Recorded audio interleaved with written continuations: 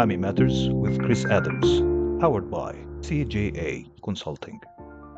The key element is losing that business. It's the time stamp on it, because losing the business is bad enough, but losing it on his 20th birthday, yeah, that stung a bit. Ouch. It took me an awful long time and a little bit of soul searching and a lot of denial to realise that I went from being the business's biggest asset to becoming its biggest liability.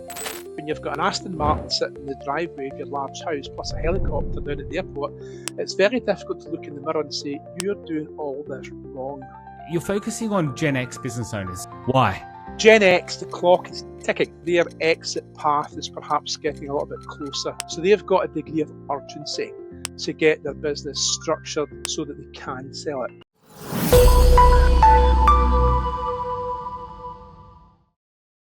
Hello, welcome to Muhami Matters, where credibility meets clarity in legal and professional services. I'm your host, Chris Adams, and today we're speaking with someone who knows exactly how it feels to build a thriving business and also to lose it. Stuart Mason scaled his print company into a national chain and then sadly watched it collapse. But that harsh lesson has become a seed of his new approach. He's now the author of How to Wreck Your Business and also the creator of the inverted growth model, which is very interesting. And this helps other owners to avoid the mistakes that he made. Stuart works a lot with Gen X business owners. So if you are a Gen X business owner, thinking about your next 5 to 10 years, this one's for you. But it equally applies to all of us, I guess, who are just a little bit younger than Gen X and are just looking for some advice as to learn some lessons, I guess, on how to avoid failure. Okay, Stuart, I don't want to put words in your mouth, but does that sound about right? It sounds fair, Chris, to be honest. Thanks for having me on. Thank you for joining us. The key element is losing that business. It's the time stamp on it. Because losing the business was bad enough, but losing it on its 20th birthday, yeah, that stung a bit. Ouch. Okay, well, why don't we start from the start? Tell us a little bit about you, where you're from, what you do these days, and how you got there. We'll just go with the fun bits, won't we? So my career path really started when I was at school. That's where the printing journey started. Those of a certain age will remember the movie Convoy. And that started in the UK, the CB radio craze. And I was still at school. CB radio craze is going absolutely sweeping the country. And everybody's getting these little cards printed up. And I bought a second-hand printing press that gets these cards printed. So I'm still at school, earning more money than my dad. And this business is going so well, I don't go to any of the exams. So I either don't go or I forget to go. So I left school with no qualifications. But a damn good business model. And mum and dad were a bit annoyed at that, but secretly I think there was a smile there as well. And I had a couple of dead-end jobs after that, right? But I just never really settled. And that part-time business had actually given me enough money to really work on a passion of mine, which was flying. So I learned to fly, and the instructor at the time was an ex-Spitfire pilot. So one of the few when I started to fly in the early 90s. And he saw something in me, and he said, Stuart, you need to join the RAF. I went, George, I'd love to. George was a group captain. I'd love to. I said, but no qualifications. And by this time, my years are marching on a wee bit. So long story short, George got me into the RAF as an air traffic controller. And I enjoyed that, but I felt there wasn't enough stress in my life as an air traffic controller. So when big changes, big cutbacks were coming in all the armed services, I decided to leave. This is now as in 1993. The Russians are friend. The wall is down. We don't need the armed services anymore. Really? You bought a newspaper recently? And I left the RAF and started up my own printing business. And that was really it, Chris. There was no plan, right? There was nothing. It's just we got this little shop in Glasgow, my wife and I, and off we went. And very quickly that business started to grow, right?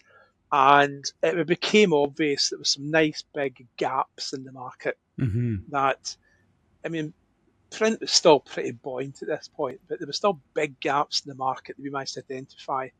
And we brought colour and commercial printing to the high street, just like the copy chains of Pronto Print and Colquick at the time. We created a colour printing model, and customers just loved it, absolutely loved it. So that business started to grow and started to scale, and it went on to become an award-winning multi-million-pound business. We were the largest independent print centre in the country. And it all started when I was at school in my parents' loft. So that's the kind of journey. But the sore point was, despite that business's success, despite the multi-million turnover, the awards, knocking it out the park, that business failed on its 20th birthday. And that's where the book comes along, How to Wreck Your Business, because I'm good at it. And it shares the story of the things that I got wrong. Because when I speak to business owners, Chris, you can see business owners shaking their head, yeah, because they can relate to some of those mistakes and some of those errors. And a lot of business owners shake all over because they can relate to them all. And that's why I wrote the book. That makes sense. And I think I haven't read too much of it, but it is a scary read from that point of view. But I'm sure it gets good as it goes along, and get some practical tips about how to avoid some of those issues that you focused. So that was the point. The book was written as a warning, not as a guide. Too many business owners seem to be saying, yes, I'll take that book and I'll just go and make all those exact same mistakes. And the thing that I put in the book as well is I'm quite happy to put my hands up and say, yes, the business failed because of me. There's no two doubts about it. But the business scaled was very successful for the same reasons. Because of you. Because of me. And it took me an awful long time and a little bit of soul searching and a lot of denial to realise that I went from being the business's biggest asset to becoming its biggest liability. I mean, that must be quite a kick in the teeth, for whatever better sort of nice way to say it. That must have been quite, a kick to the ego, a hit to the ego. Yeah, well, yes and no, Chris. It wasn't a kick to the ego because at the time when I had the business, well, it wasn't my fault. I mean, Jesus. I mean, it must be you. It must be the customers. It must be the weather. It must be the economy. It's certainly not me, for goodness sake. That dawn of realization came actually many years later, to be honest. Really? Right? And I think that's why it hurts so much now, Chris, because people say to me, "Do you miss the business?" And it failed in 2013. And I said, it's 12 years ago now. And he said, "Did you miss the business?" Yeah, every day. Every day. Because knowing now what I know back then, that business would never have failed. Really? That's a sore one, Chris. That's a really sore one. When you look back and you go, yeah, we were so far ahead of the game, disrupting times 10 the industry in the UK. We were so far ahead of the curve to actually blow that. Sore one. All right, so maybe we need to touch then a little bit on what went wrong and some of the things you learnt, without giving obviously away the whole content of the book. It is definitely worth a read, and it's definitely something that people should seek out. So give us a couple of hints. Why? It sounds like it scaled very quickly and then, grew and grew and grew, but then collapsed quite quickly. So can you give us a sort of indication about some of the mistakes that you made?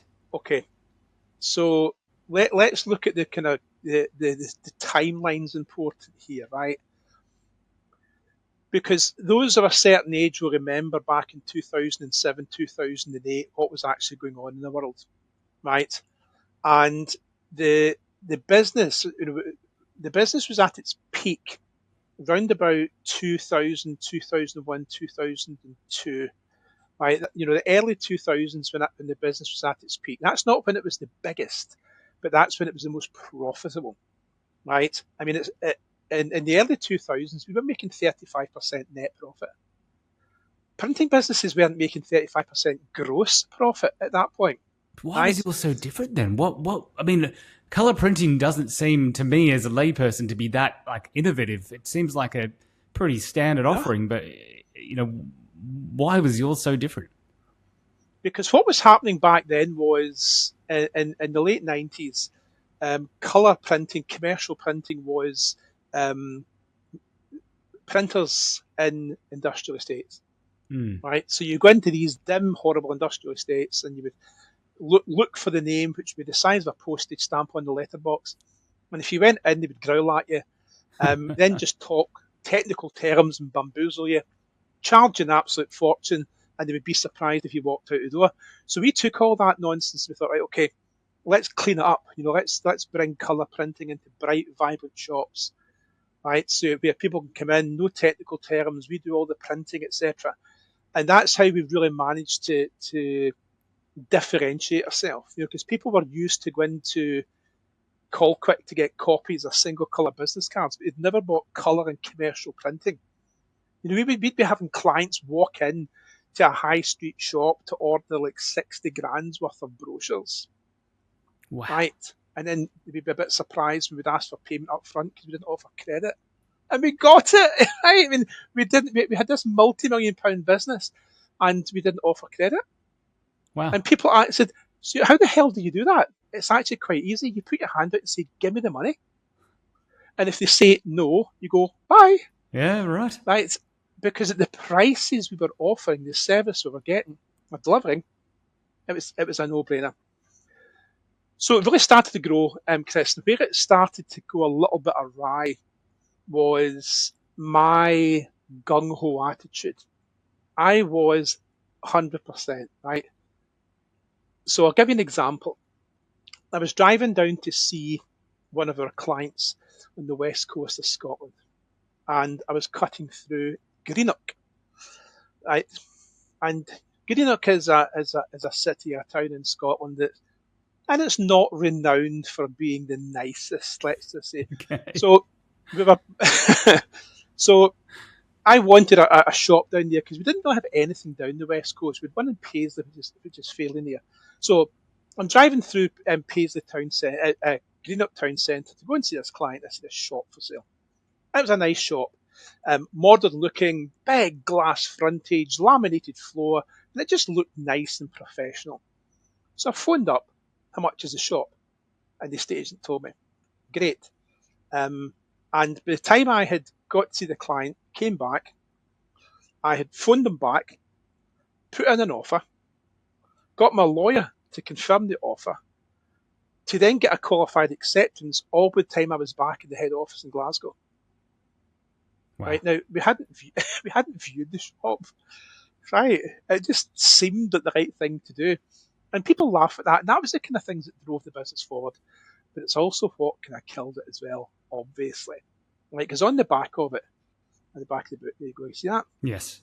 Flying by the seat of pants only gets you so far. But then what happened is my gung-ho attitude started to work against me because I was now starting to forward think and I thought, okay, we're about 2.5, heading towards 3. Not actually realising it was starting to become a very challenging 3 million, but we wanted to get up to 5. My goal was to get to 5 million. And that required new people, new premises, a new printing press, which are $1 million a piece even back then.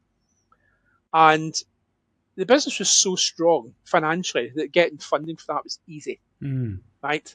I mean, to be honest with you, at that time, in the late 90s, early 2000s, if you could spell finance, you could get it. Wow. Right? And you were allowed to use spell check. What a time to be alive.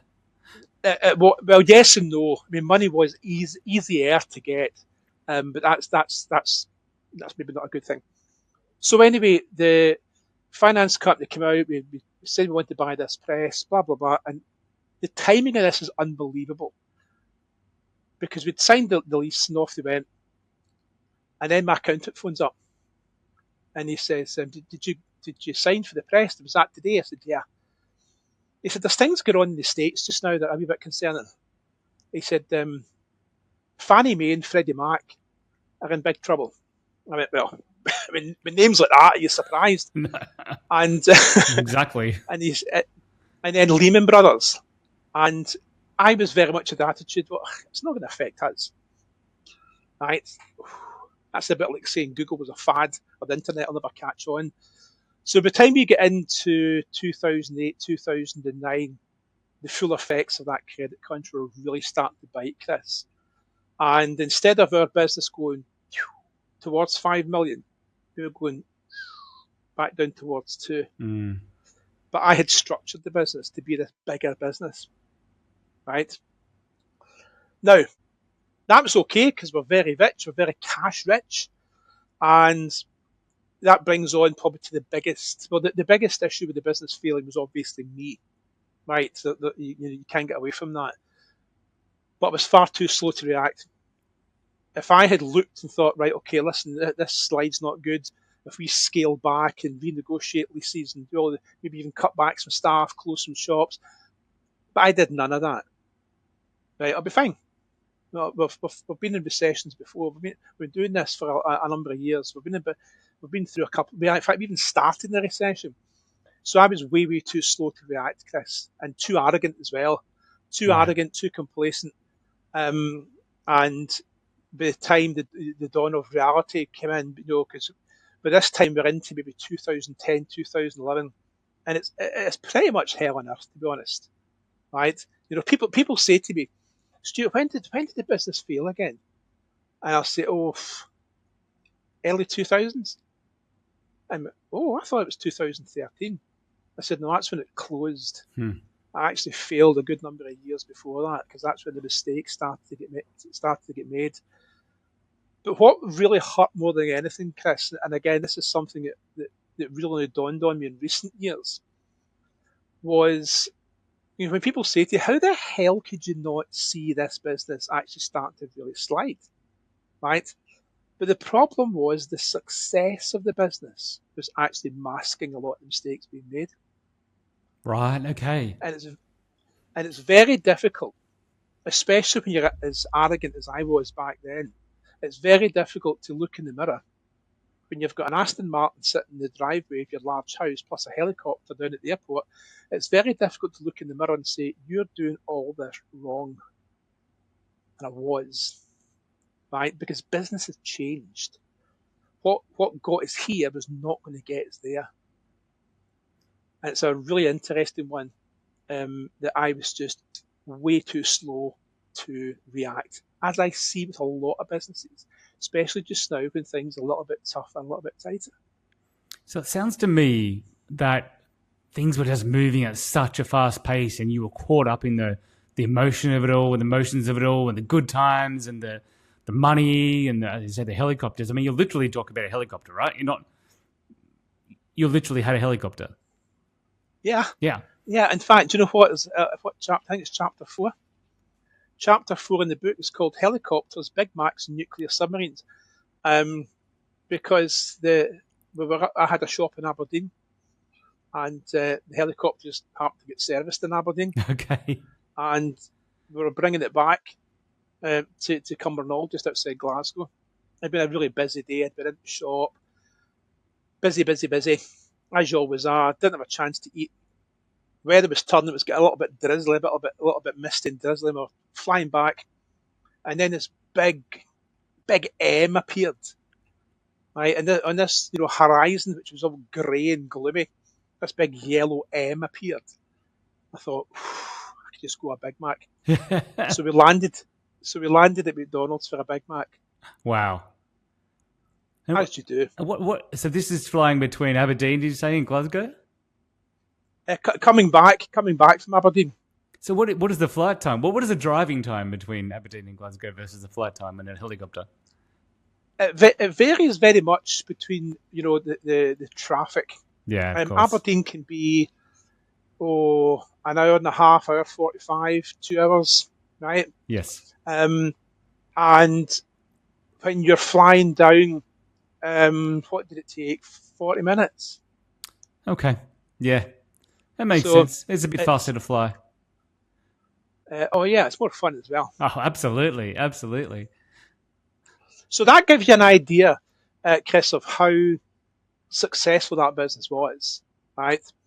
And where things were really starting to go wrong with me was I was too much involved working still in the business and not on it, right? So I would allow myself to get dragged into doing the job and working with customers and a lot of, at the time you think that's good, that's right? There's nothing wrong with being involved in customers and dealing with customers and keeping your hand in the print room and all the rest of it, but actually working in the business and not on it. And I remember fairly recent actually, somebody sent me some of the old marketing materials, right? And we had this brochure, this massive corporate brochure, which was really, really well presented. And what it said, right in the cover was, "You're more likely to find me in the print room than the boardroom." Okay. Which was true. When I looked at that, I thought, yeah. Jesus. I thought, hindsight's a wonderful thing, isn't it? Yeah, I'm shaking my head. I can't believe I put that. And of course, the customers loved it, right? But what does that actually mean? You're more likely to find me working in the business than on it. And I just wonder, had I been focusing really on it, and doing the financial planning, because I hated all that. I just loved buying shops and things like that, right? Cash flows, no. It's quite interesting. All these detailed, very, very interesting business plans, no. It's funny you say that. So in the not last episode, the episode before of Muhami Matters, we had a lawyer on, an M&A lawyer called Samir Khan, and we were talking a lot about due diligence. Basically, that was the number one tip from him: is make sure you do not just your financial due diligence, but your legal due diligence on any deal. And the example you gave before about driving down to that small town, buying the shop, and being back in Glasgow by the time the deal had gone through. This going against everything that Samir is advising. I guess it's like, take your time and make sure that your back is covered, that there's no issues with the real estate, there's no outstanding issues on the lease, there's the business you're buying hasn't got debt, etc., etc. You ignored a lot of this, and you were caught up in the flow. And I guess, well, from what I can see, it led to a lot of success, but then it can quickly lead to a spiral of failure. So, what's a big lesson that you learned? I mean, just one. I know you talk about eight different reasons or 8 avoidable mistakes, but what's one? Well, the biggest mistake was my arrogance and complacency. We know that. But to share with business owners, recognize, I think the one thing I would say to business owners is recognize and be brutally honest with yourself, because I wasn't. Is it ego? It's maybe driving the business to a certain degree. But when I look back at the biggest mistake, it's got to come down to the numbers, Chris, right? Because I was not good with numbers, because they didn't excite me. And if they don't excite you, you don't do them, right? And I became very focused on turnover. In fact, I became obsessed about turnover, right? And one of the modules I created in what I now call the inverted growth model really focuses on these numbers, but not the turnover and not the profit, right? And people go, what? How can you? So you've got this growth model and you're not interested in turnover or profit. Correct. Now, of course, we're interested in turnover and profit, but we're not focusing on them, because you and I can't control the turnover or profit of a business. They are the outcomes of other actions, right? And there's 7 actions that lead to that, right? So it's all about your marketing reach. And then the conversion rate from initial inquiries, then the conversion rate to get qualified leads, then the conversion rate from there on to issuing estimates and proposals. So that's 4 conversion rates you got to know straight away. I'm like, what, 4 conversion rates? When I first broke this down, I thought I didn't know any of these. And then we look at the average order value, the number of customers we've got, the average order value, and the number of times those customers use us during the year. that times that gives you the turnover. Obviously, the number of customers you've got, the average value they're spending, plus the number of times they use you over the year, times them together, that's your turnover. So if you want to increase the turnover, you've got to go back to these three levers and go, okay, so we need more customers, let's do the marketing. We need to get customers to spend more. Let's phone them up and just make sure they know what our full product range is. We need to get the average transactional value up. Yeah, hey, guess what? Let's put the prices up. That's how you increase the turnover sensibly, right? And then, of course, by being obsessed on the margin, that's what gives you a profit, right? So there's 7 drivers, there's 7 levers that control profit. Control turnover and profit. I was crap at those ones, Chris, especially conversion rates. So we were spending a lot of money, 20, 30 grand a month on marketing, right? How much of that was not working? And you had no way to measure it, I'm guessing. Oh, we had plenty of ways to measure it, but we just didn't. Yeah. I didn't, right? Because it was just constant, right? And the reality is, I can't remember who said this quote, whether it was Henry Ford or somebody else. 50% of all marketing is a waste of time. But which 50%? Now, you get away with that back in the 50s, but not today. We live in this analytical world where it's so easy to track and trace. So yes, 50% of your marketing is still a waste of money, but we should be able to know quite quickly, quite easily, which 50%, right? So by not tracking those 7 levers, those 7 variables, we weren't focusing on the conversion rates. We probably could have easily halved that marketing spend and quadrupled the results it was getting. All right. So you mentioned the inverted growth model. Let's dive into that a little bit more, explore that a little bit more. So what is the traditional, the non-inverted growth model? Well, you just have to go into LinkedIn and you'll see it, right? And the way you just went, yeah, that kind of sums it up. You know exactly what I'm talking about here. Yeah. You log on to LinkedIn, scroll 1, scroll 2. Oh, how to get a 7-figure monthly salary. Okay. Scroll number 3, 10x your business. And that's all you seem to get these days, right?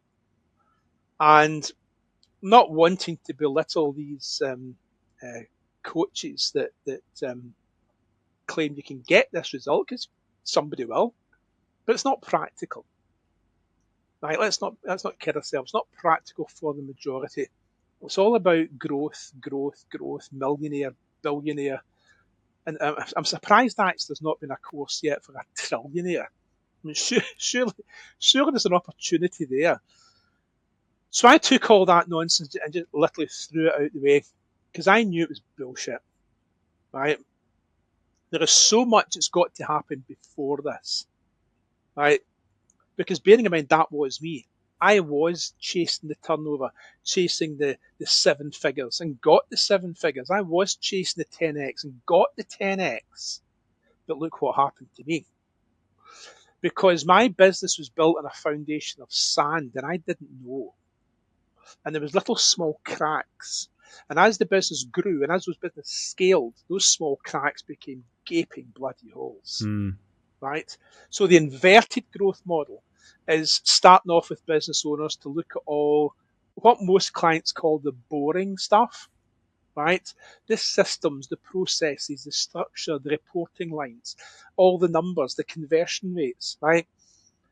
So that we know that, and it's what I call the fix, the inverted growth models in 4 stages: fix, grow, scale, and exit. And you've got to go in that order. You've got to fix it before you can grow your business. If you're going to scale your business, right, because grow and scale is completely different. If you're going to scale your business, you've got to be comfortable that you can actually grow it first so that all the bits and pieces are there. And then the last bit's exit. We've all got to have an exit plan. We all exit a business at some point. So the fixed side of things looks at all the basics, just like a house, so that you're building a solid foundation. Because I didn't do that. So the fixed element of the inverted growth model is doing everything that I did right and replicating it and doing everything I did wrong and fixing it. So it's called the inverted growth model, is because it does not, repeat, not start off with growth. We don't even talk about it. So we start with fixing. But if you don't know Yes. what's wrong, how do you fix what's wrong? Because we start asking very basic questions, right? And it's all designed to have a bit of fun as well, right? And it's invariably down to systems, processes, the involvement of the business owner. Because bearing in mind, I've been there exactly, right? Where despite that business's success and all the trappings, what I call the illusion of wealth, was I comfortable taking holidays? Was I even capable of taking holidays? No. And people are really surprised about that. Aston Martin helicopter, couldn't take a fortnight off? No. Right? Because what you don't see is the phone going every 5 minutes when you're in the car.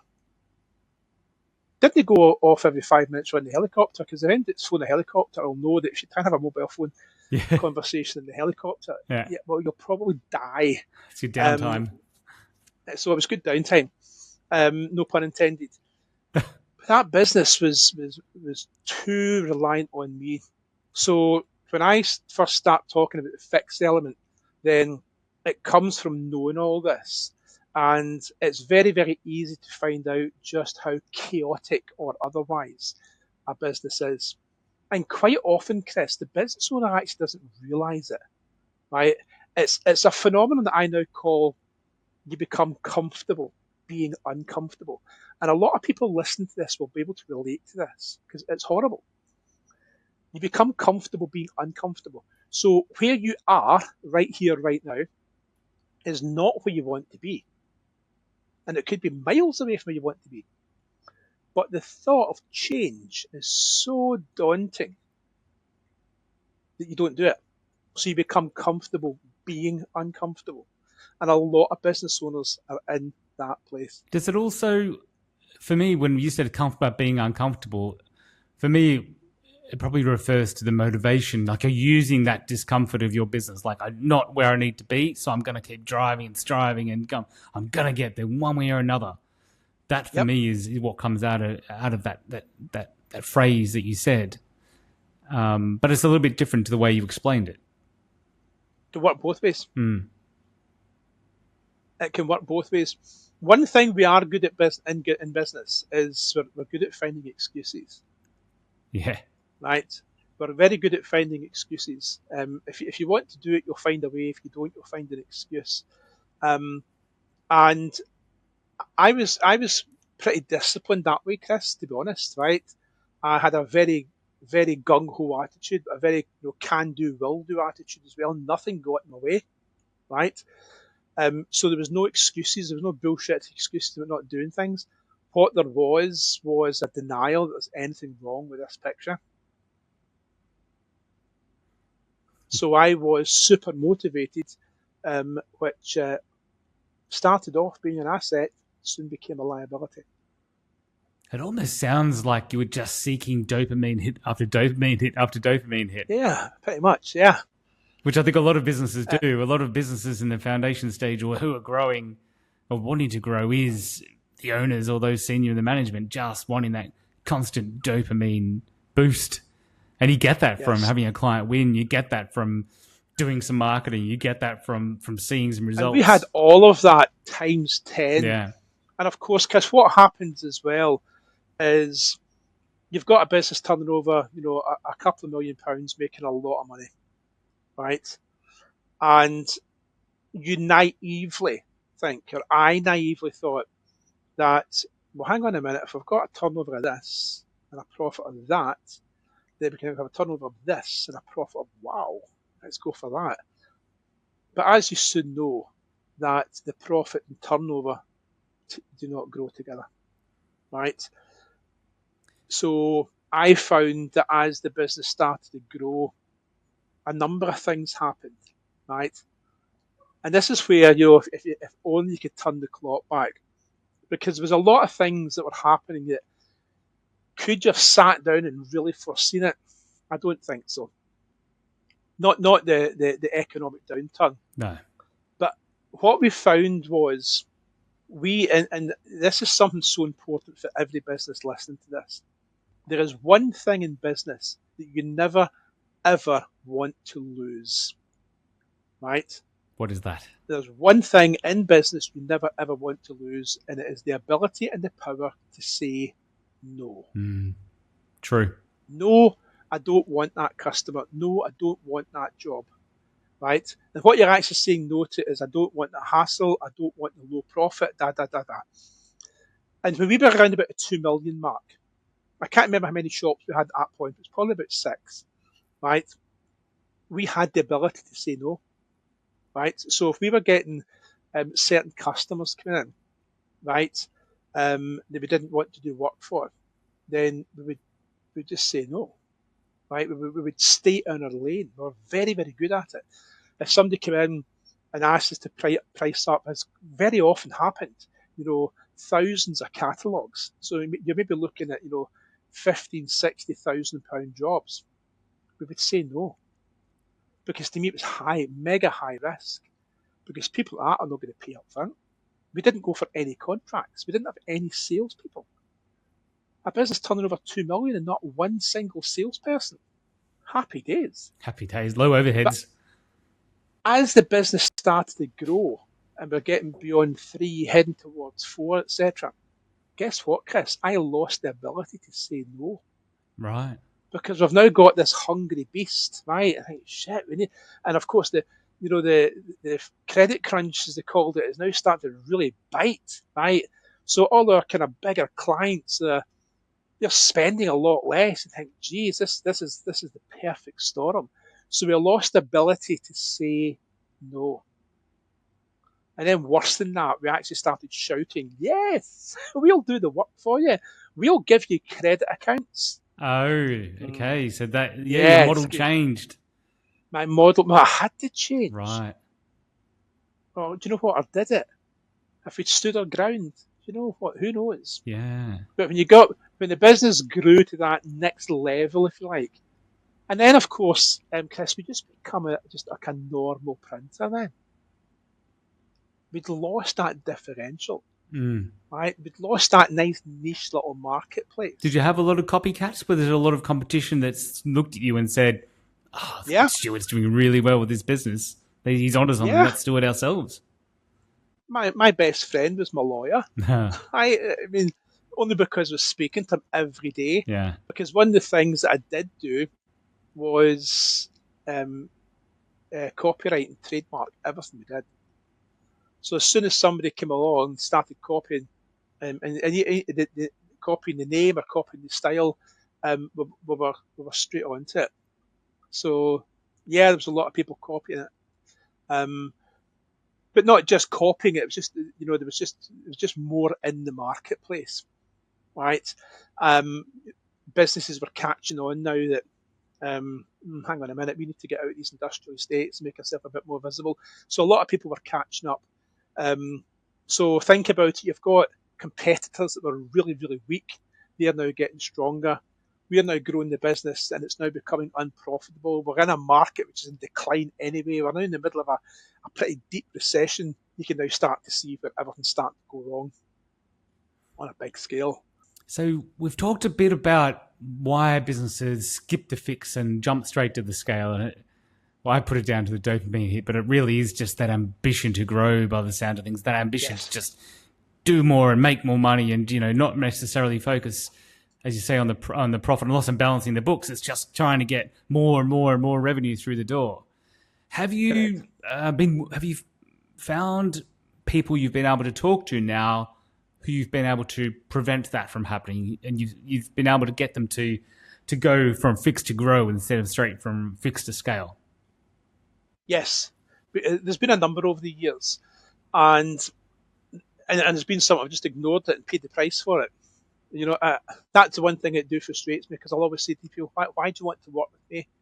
Well, you've been it, seen it, done it, got a t-shirt, great, okay.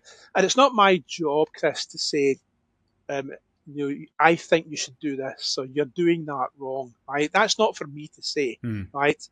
My role is to challenge, right? If you look at my LinkedIn profile, I go to great pains to tell people I am not a business coach, right? I am not a business coach, right? Because since COVID came along, isn't it funny how we use COVID as a benchmark in history now? Oh, But so since many people COVID came along, do. It's a turning point for I so know. many people. But yeah, anyway. Oh, everything's either pre-pandemic or post-pandemic. Yeah, absolutely. So anyway, post-pandemic, anybody with a laptop, a Zoom account, and a Pulse became a business coach, and the Pulse is optional. So I go to great pains to say I'm not a business coach, and I will challenge.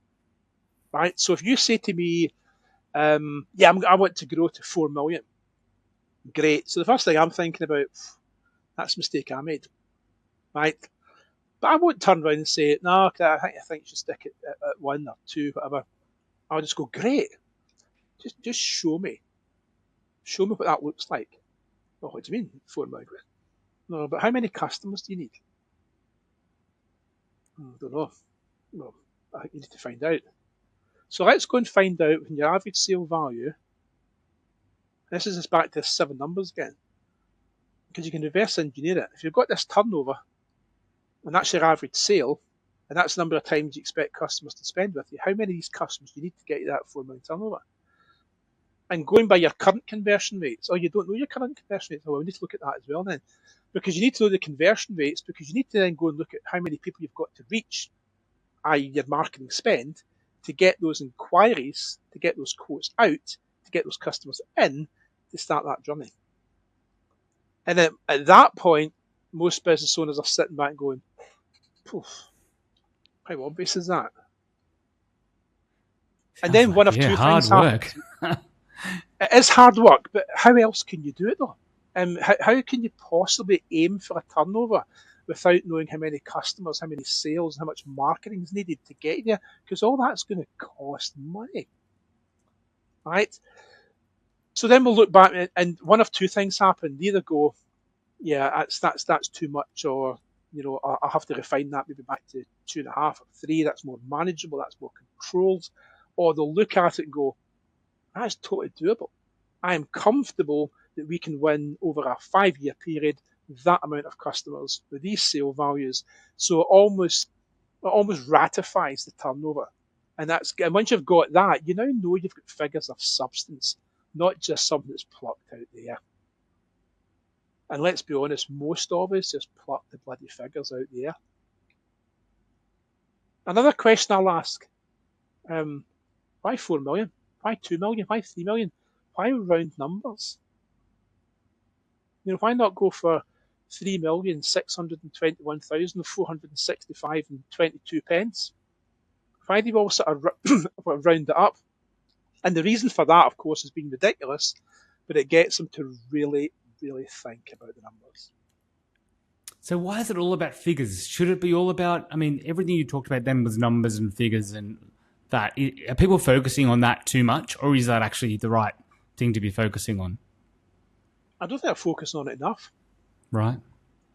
Now, of course, it's all about the story and the brand and the systems and the processes. But all that comes after. Once you know the numbers, know what you're aiming for, then you start to put the systems and the processes and the procedures in place. Of course you do. Right? And this is what I call the vision planner. So we sit down with clients, we'll map out the vision, the turnover, but then we'll move on to the profit. And then what marketing is needed to get all these inquiries in? What size of team do you need to make this happen? What system? Then we move on to the big one, the systems, the processes, and the innovation. What systems and processes are you going to have to put in place for your team to use to drive this business forward with the minimum amount of people you possibly can? And then we look at assets, investments. When you're growing a business, you're going to have to buy new equipment, perhaps even moving premises, new vehicles.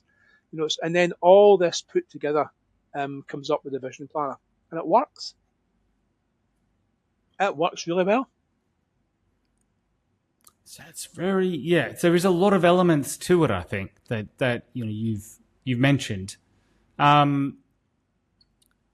So give us an example of a client that you've seen. What kind of business have you seen where they've been able to turn things around with this advice? What's the best example? Best example would be maybe about a year ago, working with a client who was coincidentally in print, right? But fairly specialist. Got to be careful here because they're very confidential. Of course. And they were making the exact fairly sizable business as well, but they were making the exact same mistakes as me. Now, they recognised it though, right? And one of the toughest things, right, that they had to do was accept that they were deliberately going to sacrifice their turnover, right? Because we did this vision planner, right? And the vision planner is on one bit of paper. It's a very, very powerful planner. And when they sat down and they worked out how many customers they needed and all the rest, they thought, no, we've actually bitten off more than we can chew. And they said something to me that I thought, so we need to make sure that we go back to what you said earlier. We do not want to lose the ability to say no. Right? So they actually scaled their business back, right? And it became more profitable. So they took off about not quite $1 million, it was about 750,000, about $750,000 off the turnover, but made more money the following year. That's good. That's when you That's know a good result. That's when you know you've got it right? Because we worked out they would have needed another maybe 8 members of staff to service that 750k, plus put a lot of pressure onto the production cycle, right? Which probably would have meant more equipment, perhaps even bigger premises, right? And then they said, and then what happens is that next turnover probably wouldn't have been enough for those additional, so we would have been on it again. So they very quickly found their lane and they stayed in it, right? And today, that business makes an absolute fortune. Yeah, so is the growth. They took care on the growth side. That's what you're saying, right? Yeah, so what they basically did was a small management team. There's only 3 directors. They very quickly realised, you know what? It's not about turnover. We need to become completely and utterly obsessed with profit and not turnover. I think that's a good point. That is a key tip. And that's what drives the business. If the profit is dictating that the business grows further, then the business grows further. But it's the profit that's driving it, not the turnover. Does a business therefore need to make profit from pretty much from day one or from year one? That's an interesting question, Chris, because I know if one of my friends were on this call, we would answer that completely differently. Yeah. And I would say yes. For most small business owners, you've got to make profit from day one because it's that profit that goes back into the business. You might not be making a lot of money personally, but the business has got to survive. Unless you've got big bank balances, the business has got to survive very quickly to pay its way, pay its bills, reinvest, grow, and so on and so forth. So I say yes, the business has got to be profitable from day one. But then on the other side, you'll hear people saying, and I think it's very soundbitey, that if your business is making money, you're not growing fast enough. That is right? Quite soundbitey, yes. It's soundbitey. I think it's bullshit, to be honest. Yeah. And it's okay if you're going for millions of investment to buy market share, right? But we're talking businesses that are getting millions of investment here, right? And their only focus is buying market share. Profit is almost irrelevant. It's turnover, number of customers, buying market share. But for most businesses, most small businesses, no, it's got to be about profit from day one. Yeah. I think. Feel free to disagree. No, I agree, and it's some reflecting because I'm no business professional, but I agree. You do need to make you have to have a sustainable model, I believe, where you unless you have the kind of business which you're building for investment or building like for really quick returns, a really quick sale. Yes. Then exit. Or a quick exit, yeah. Then it does need to be, grow, reinvest, grow, reinvest. even if you're not paying yourself anything, even if you're paying yourself very little, we will pay off, right? It just has to be a little bit more slow and steady. Now that's interesting as well. That brings us to another point as well. Taking little out your business, that's okay in the sort of bootstrapping years, right? But let's not kid ourselves. Once you get Of beyond the first 5 years, you're wanting to be taking some decent money out of the business. Otherwise, what's the point? Yes. Otherwise, what is the point, right? And I look at back when we first started the business, when I came out of the RAF, no money, and we ended up living in a static caravan, right? And driving about in a little metro van, right? And that's fine, right? But fast forward 10 years and we've got a fairly substantial house with an Aston Martin, right? And you know what used to piss me off, Chris, is the people that criticised that, right? Everybody, this is a UK thing. When you're in the Middle East and Dubai, you'll not recognise this. This is a UK thing, where jealousy is a horrible thing. Yes. Right? And you see it quite a lot where everybody in the UK loves the underdog, right? But my God, don't you dare be successful, Yes. right? And if you are successful, keep it to yourself, for goodness sake. Because nobody sees or cares about the journey. It's only the destination. Don't worry, I'm from Australia, and tall poppy syndrome is a major thing there. It's, I think, a little bit different from the UK, but it definitely is. You don't want anyone to get too big for their boots, and you will, cut them down for sure. Yes. Now, Stuart, you've focused a lot. You're focusing on Gen X business owners. So Gen X, I believe, is people basically from the age of 1965 to 1980, date of birth, 1965 to 1980. Why? Yes.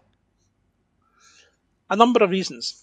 First of all, I'm Gen X, right? So it's in my comfort zone, right?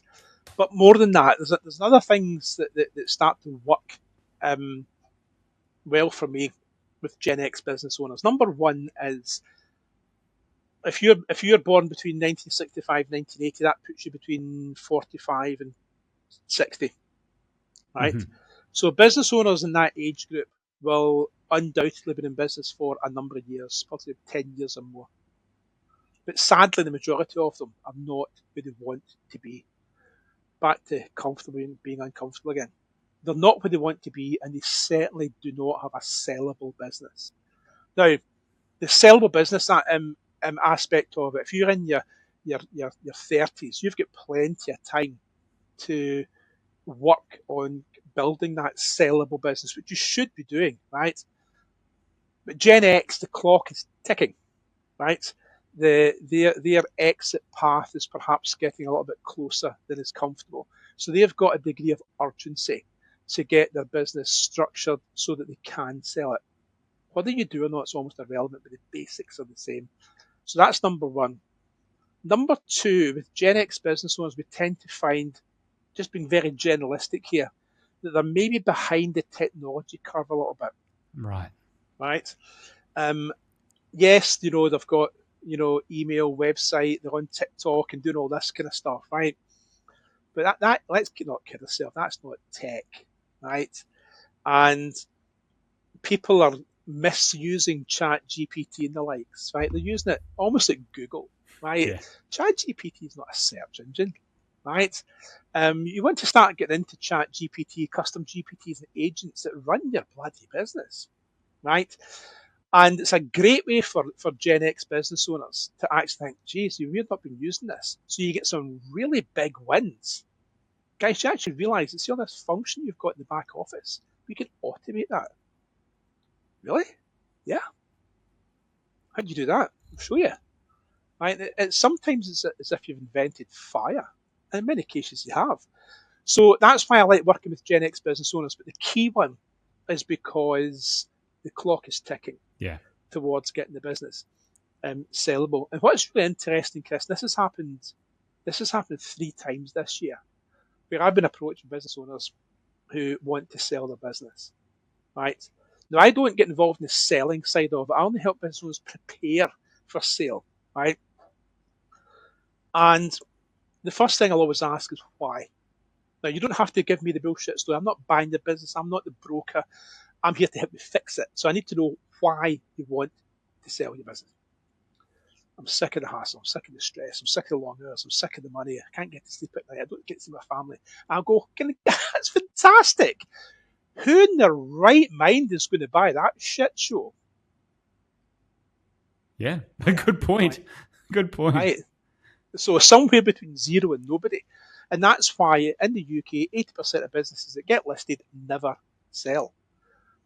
So I'll say, so what we need to do is we need to go back to that list with the long hours and the low pay and the stress and the sleepless nights, and we just need to pick away at them, right? And it's invariably down to delegation, getting the right team in place, getting the systems, systemize everything. And then over time, you've got less stress and less hassle and more money and more time off, and you're enjoying the business and you're making decent money. And then you turn around and go, why would I sell this? This is great.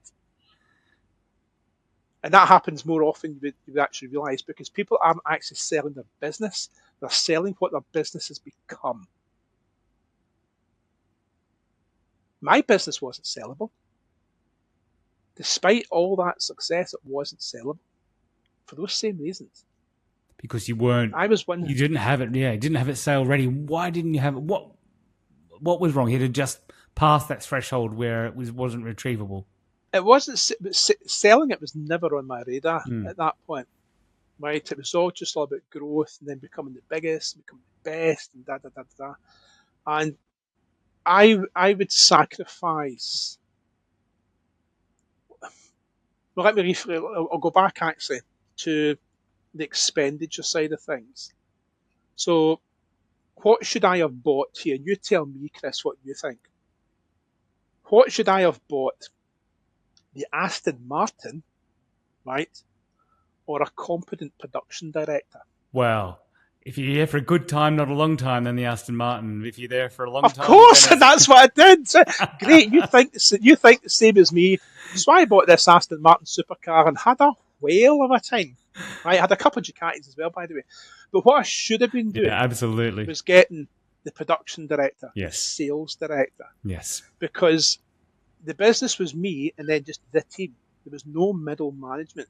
Now, a business of a certain size can get away with that. But when you start to get your business from here to here to here, you need that management. Otherwise, guess what? We actually we had a managing director, we had a commercial director, we had a production director, we had a sales director, and we had a marketing director. We did have those 5 directors. The problem was they were all called Stuart Mason. It doesn't work. You can kid yourself on it does, but it doesn't work. Okay, so you've got a Gen Xer. You've asked them what their motivations are. You understand their motivations. What do you then need to do with them to turn their business into a sellable business? So they're looking to retire in 10 years, sell it. What do they need to do? The first thing actually is we then step back from the business, right? The business and they'll get confused at this point because I'll say, look, actually the business and what the business is worth and what the business could be worth is actually now completely and utterly irrelevant for this next conversation. And they'll go, what? And the first question they'll say is, well, when do you want to retire? Oh, right, okay, 55. Great. Okay. And what lifestyle do you need and want when you're age 55? In other words, will the mortgage be paid off? Will the kids be gone through university? Or, how many holidays? And you paint the picture, right? And they're usually very good at that, right? And I'll say, great, okay, so what does that going to cost then? Right? And they'll go, 100 grand a year. Okay, 100 grand a year, right? Fantastic. So you're 55. When? I'm sorry to ask this, but when do you think you're likely to croak it? And they'll go, shit, okay, well, the average, whatever it is, 86, whatever it is. Okay, let's base it on that, right? So you've now got this retirement plan. And we now know that you're going to, everything being on your side, live for this period of time. So that's the pot that you need. Now let's start to look at your investments and your pension and all the rest of it, and there'll be what we call the cash gap, right? And once we know what that cash gap is, that's what you need to sell the business for, to plug that gap, right? And in many cases, it plugs it nicely. In a lot of cases, it's nowhere near, right? And that's a difficult conversation, right? Because if somebody has a business, and the thing is, because this is the horror, this is the bit I don't like. Most business owners tend to massively overvalue their business. And we're talking sometimes like ridiculously overvalue. I was working with a business, lovely couple, right? Business wasn't making money. It was turning over maybe $250,000, not making money, hadn't made money. Was so reliant on the two of them, it was scary. I mean, they even struggled to go for a lunch, let alone a holiday. And when they did the gap and the cash gap analysis, there was a 2 million black hole, right? And that's fine. We'll get 2 million for the business. Really? Would you buy it for that? Right? So that's where we've got to start, is to find out what the expectations are. And then we go back to look at the business and, what its current value is and potentially what its future value could be. But the important thing is, Chris, that I say to any business owner I'm working with, right? For most average businesses, this is a 5-year journey, because it'll take you a year to work through the program. It'll take you a year to start realizing where all the broken bits are. It'll take you a year to realize what needs to get fixed, what needs to get improved. And then you want to see at least 2 or 3 years of that all dripping down onto the bottom line. And then you sell your business. Yeah, so it's something you really need to think very, very strategically about. It's something that 100%. You need help. I think that's one thing that's come out of it. All our conversation today is that you shouldn't do it on your own. The business should not be all about you, but also you need to get the help, the professional advisors to come in and point you in the right direction, whether it's doctors or lawyers or accountants or whoever it may be. Maybe not so much doctors, but people like you, business doctors and not business coaches. The business owners are so bad. But once we're going to be able to do it to you, give you the professional advice. I know all this stuff. I don't need to. I'll get it later. But the thing is, though, and we all know how quick. I mean, take this conversation. It's the second last day in October, in September. Right, it's October this week. How did that happen? We're only saying Happy New Year to each other a fortnight ago. That's how quickly time passes. It really does. Right, that's how quickly time passes, and especially for the Gen X ones again. Right, if you have not got your exit plan in place, then you need to get it done, because invariably there's going to be some upsets there, where either you're not ready or the business is not ready. There's a bit of work to get done. Because what happens, Chris, if that doesn't happen, it's just heartbreaking. You've got a business that's maybe been going for 10 or 15 or 20 or 30 years, and you've worked your backside off for all those years, all those sacrifices, right? And then you end up either not selling the business or just shutting it down, where you actually could have sold it and got a fairly decent nest egg. When you work in your business, it'll earn your living. When you sell your business, it should earn your fortune. Absolutely. Yeah, you've earned it. You literally should have earned it. So what do we do? Yes. I've heard you say start phoning. People, obviously you talked about needing to make a profit. We can't totally take revenue out of that. Obviously, you've got to balance your costs.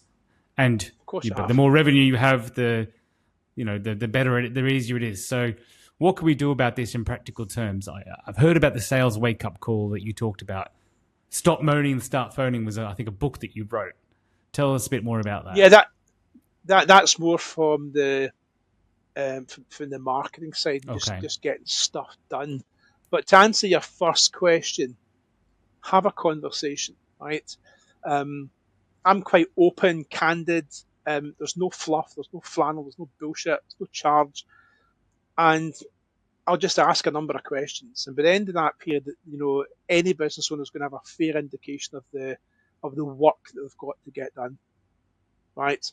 Because what we're starting to see now, Chris, is more and more business owners looking to exit, right? There's a couple of really worrying things happening just now. A couple of dozen. A couple of really worrying things just now is the number one is, and maybe it's just because the people I'm connected with, but every single, I don't think I've seen it this week. Oh, it's on the Monday. But every single week you're seeing people, I'm off, I'm away to Dubai, moving, lock, stock and barrel, I'm moving to Dubai. We're seeing this, mass exodus of people from the UK. Not good, right? We're seeing a mass exodus of wealth from the UK. Not good. And we're seeing more and more business owners looking to sell their business. And for me, you think, well, that's great. To a lesser degree, yes, it is, of course it is, right? But many, many more businesses for sale, are there going to be the buyers for them? I was just thinking that there can't be a lot of buyers for these well-established businesses. Right? So what happens in a case like that?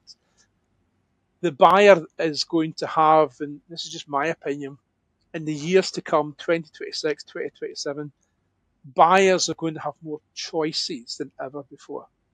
Because a buyer for a business is no different from a buyer from an electrical component.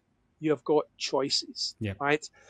And everybody I work with, you're going to have to say, if this was the benchmark for a good sale, then it's now up here, right? Because you will not sell your business unless it's exceptional. You won't sell it for the money you're looking for unless it's exceptional, right? And exceptional is a journey, is a journey of time. So if business owners come to me and say, look, I need to sell in 6 months, I'll say, do you need to sell or do you want to sell? Because that's two different conversations. I'll help you, but there's not a heck of a lot you can do. If it's a year or 2 years, it's going to be tough. If there's 5 years, you've got a fighting chance. That's why you've got to plan your exit. Okay, so if people want to plan their exit, if you've got some Gen Xers out there who want to get in touch with you, how can they find you? LinkedIn. Okay. Find me on LinkedIn. Stuart with a U-A-R-T. That's it. STUARTMASON, or search How to Wreck Your Business and send me a message.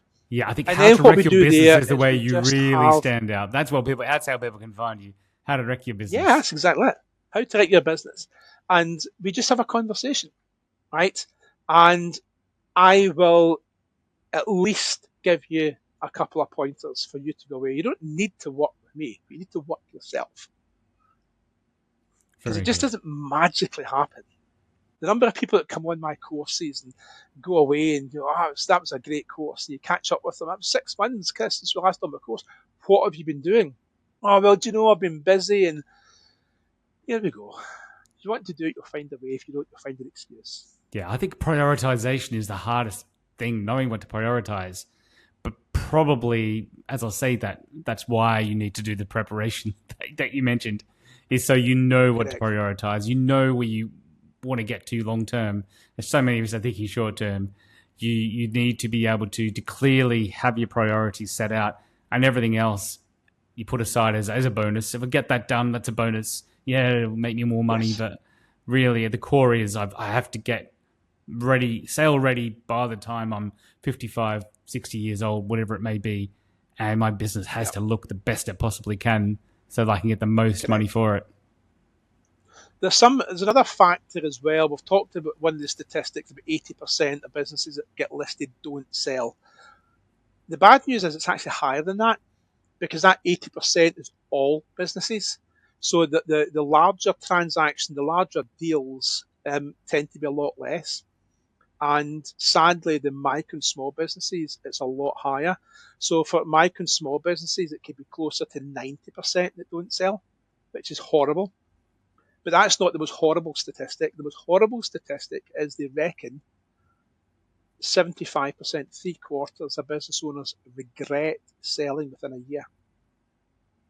Right? And you look at it and go, how is that even possible? But when you actually analyse it, it is, because part of getting your business ready for sale is actually getting you ready for sale as well. Because if you've been working the business for 30 years and you've been up at 4 o'clock every morning and you've been working till 6 o'clock every night, it's been bang, bang, bang, bang, bang, then all of a sudden that's taken away. You're a bit lost, right? Yeah. Or for most business owners, it's the fact that, oh man, I'm going to have to spend some time with the wife. Right? I mean, didn't see that one coming. Yeah. Right? Or the husband, yeah, or both. And you look at other things as well and you go, yeah, that's a good factor. Little of what we're going to do. But the biggest one, sadly, is the business owners that then realise that actually, I could have got more for that. I just wanted to take the pain away. Because if you think about it, if it's stress and long hours and hard work, and all the horrible things, and suddenly that's taken away, you look back and you go, if I had actually fixed that, I could have got another $500,000 for my business.